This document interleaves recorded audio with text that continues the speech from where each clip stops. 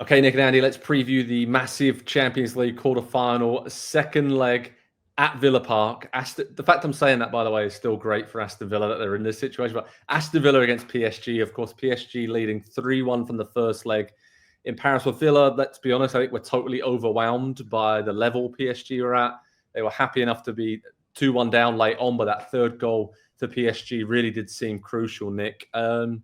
Villa Park, is that a factor? We've seen them beat Bayern this season, nearly beat Juve.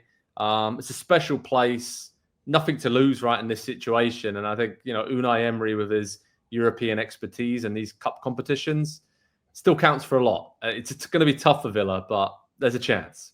There's definitely a chance, from the Parc des Princes to a park where Prince might be, right? Isn't that we see him pop up at big games here?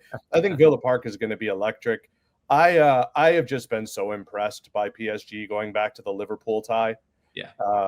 That I think the lead they've built is asking a lot of Villa. And what's kind of neat is that for all the talent on Aston Villa, I'm looking to this team and saying, well, the stadium's going to be amazing.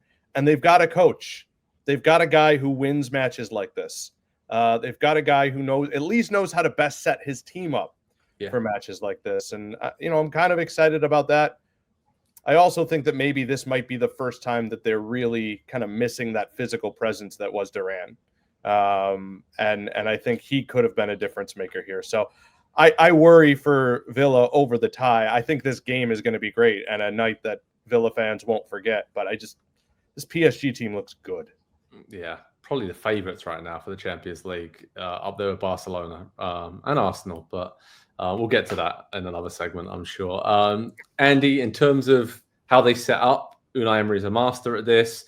Worked pretty well in the first half against PSG until they started scoring screamers all over the place. But does Watkins start up top with this game, and then Rashford, Rodgers, Asensio, and are much more attack-minded to kind of get them on the front foot and kind of pin PSG in a little bit, if that's possible? I mean, that's kind of got to be the mentality from the start here, right?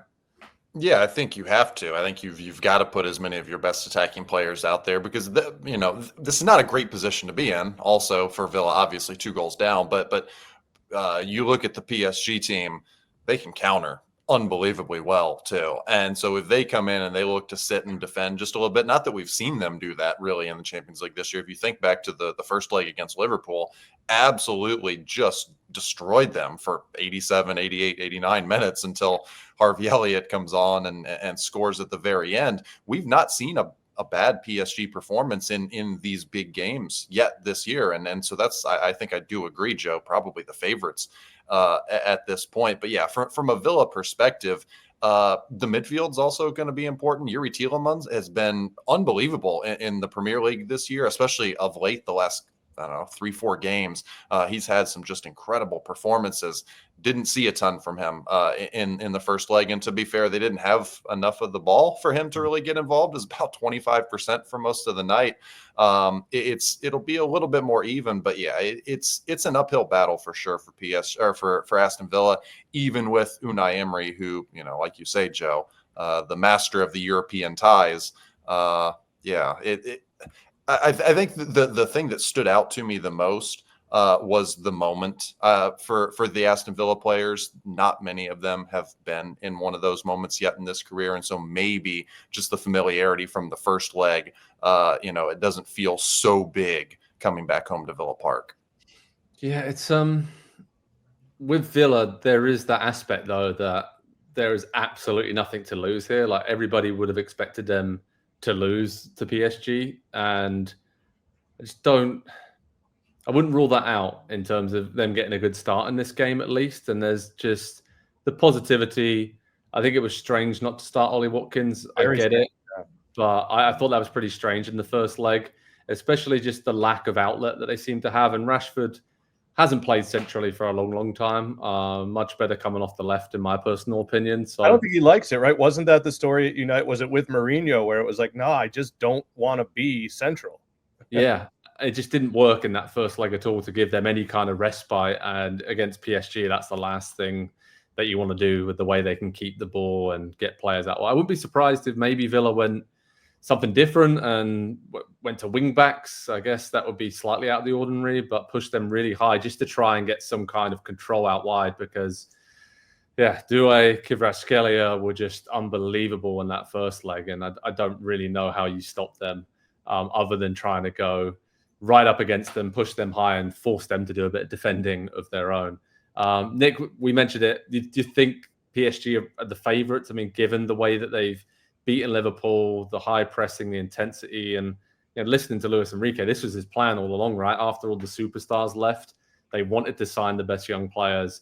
They wanted a team full of energy and high pressing, and they have that. They have a lovely balance about them. And I'm looking at, like, as a unit, as a team, they seem to be the most complete team in the Champions League at this stage. Is that a fair assessment? I mean, I think it's between them and Barcelona at this point. I think Hansi Flick is a heck of a manager as well. Enrique, obviously, very, very good. I'm tempted to go with that because I think there are under the radar guys, right? Even Kvara, who's a fantastic player from his days racking up goals in Serie A. I look at the first goal. Actually, it wasn't a goal. Sorry, Barcelona against Dortmund.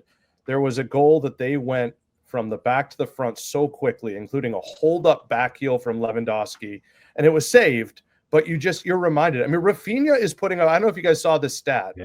Rafinha is mimicking Messi's stats right now, which is just bonkers. And I don't know. I think that I would hand it to Barca just on a little bit more experience, but it's between those two.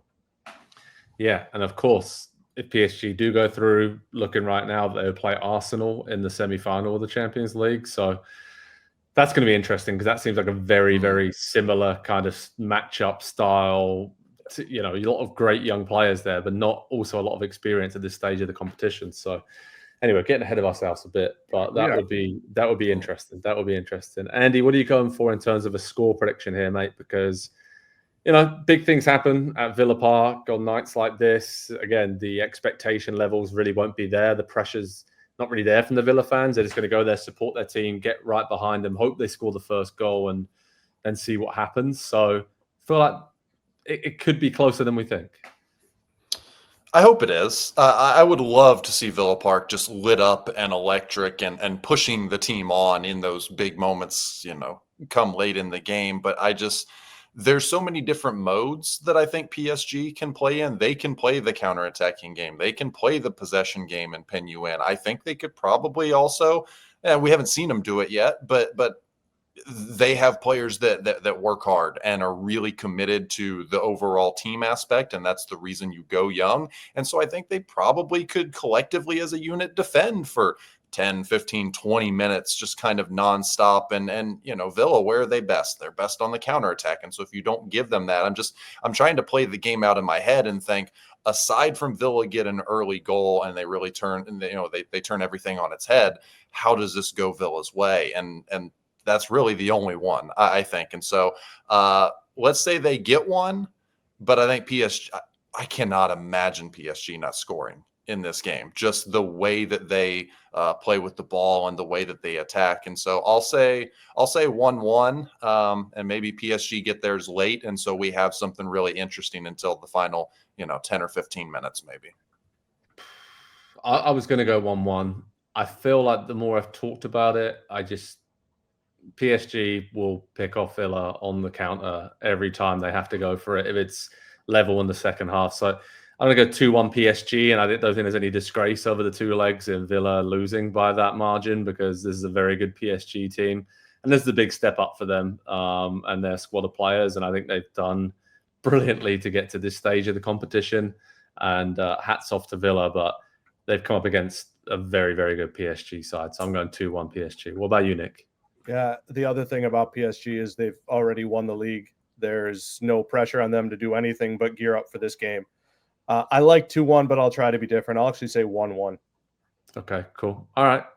Let's wait and see what happens. But a big night at Villa Park coming up. Aston Villa against Paris Saint-Germain in the UEFA Champions League quarterfinal second leg. Head over to Pro Soccer Talk on NBCSports.com for all the latest on that game, live analysis, reaction, highlights. We'll have you covered. big game. Let's see if Unai Emery can come up with yet another big game plan as the master of European Cup competitions tries to get over Luis Enrique and his very talented young PSG side. Nick and Andy, thanks so much for joining me. Thanks everyone for watching, and we'll speak to you all very soon. Cheers, guys. Hi, I'm Rebecca Lowe, and as we head towards the end of an exciting Premier League season, make sure you like and subscribe on the NBC Sports YouTube channel for more content like this.